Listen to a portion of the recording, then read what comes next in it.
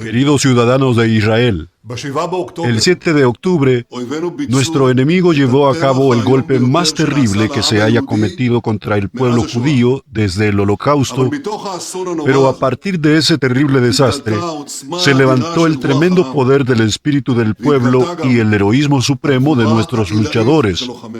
También fueron revelados.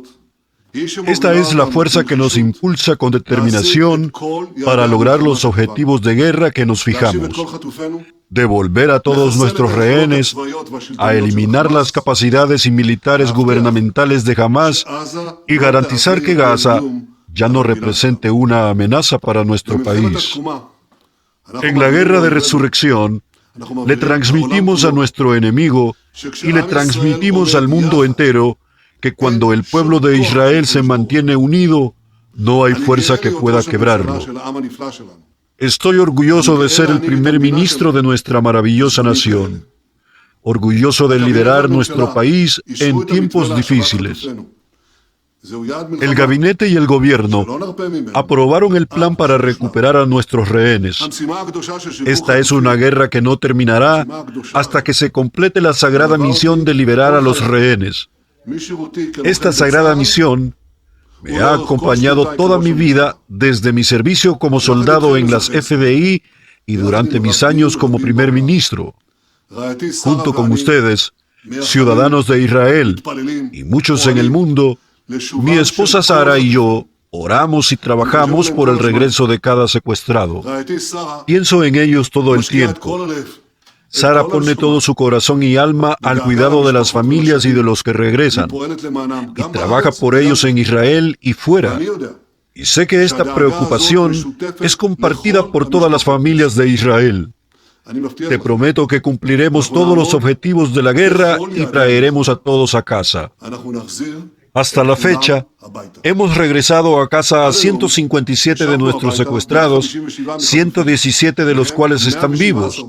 En el acuerdo recién firmado, traeremos a casa a otros 33 de nuestros hermanos y hermanas, la mayoría de ellos vivos. Este acuerdo es, ante todo, el resultado de la valentía de nuestros combatientes en la batalla y también es el resultado de nuestra firmeza a los intereses vitales de Israel, lo cual ha sido difícil ante las fuertes presiones internas y externas. El acuerdo también es el resultado de la cooperación de Israel con la administración saliente del presidente Biden y la administración entrante del presidente Trump. Una vez que Trump fue elegido, se sumó a la misión de liberar rehenes. Habló conmigo el miércoles por la tarde y acogió con satisfacción el acuerdo y recalcó que el primer paso es un alto el fuego temporal. Así lo dijo, fuego temporal.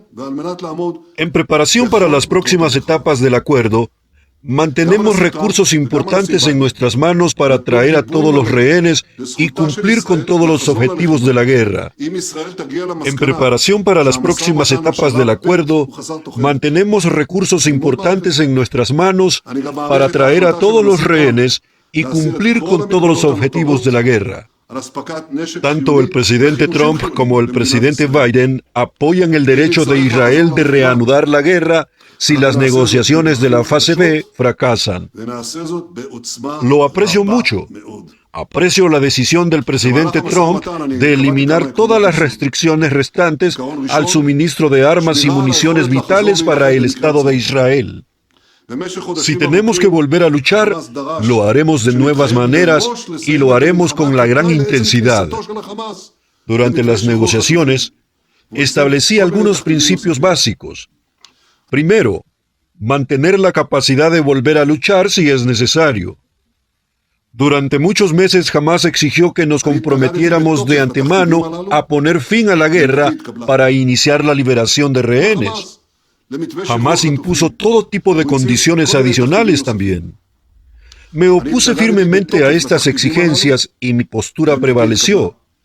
Nos reservamos el derecho de volver a la guerra si es necesario, con el respaldo de los Estados Unidos y con razón, pues todos los miembros electos del gobierno estadounidense testificaron unánimemente que Hamás fue quien frustró las negociaciones y no Israel. El segundo principio que he defendido es un principio muy importante. Es un aumento significativo del número de rehenes vivos que serán devueltos en la primera fase. Y me complace decirles que esta insistencia ha dado frutos. Contrariamente a la postura de Hamás en mayo, casi duplicamos el número de rehenes vivos que se supone que serán liberados en la fase A. Y el tercer principio es proteger la ruta de Filadelfia y la zona de seguridad, lo que implica no solo no reducir nuestras fuerzas allí, sino incluso aumentarlas un poco. Esto es contrario a los informes que escucho afuera. Prometimos en el acuerdo que Israel mantendría el control total de la ruta de Filadelfia y la barrera de seguridad que rodea a todas nuestras fuerzas desplegadas en toda la franja de Gaza, cerrándola por todos lados. No permitiremos el contrabando de armamento bélico y no permitiremos que nuestros rehenes salgan de contrabando. Hemos decidido que los terroristas que tienen sus manos manchadas de víctimas no serán liberados en Judea y Samaria. Serán deportados a Gaza o al extranjero. Y en el gabinete, hemos decidido reforzar significativamente nuestras fuerzas en Judea y Samaria para proteger a nuestros ciudadanos. Ahora bien, ¿qué causó el cambio en la posición de Hamás?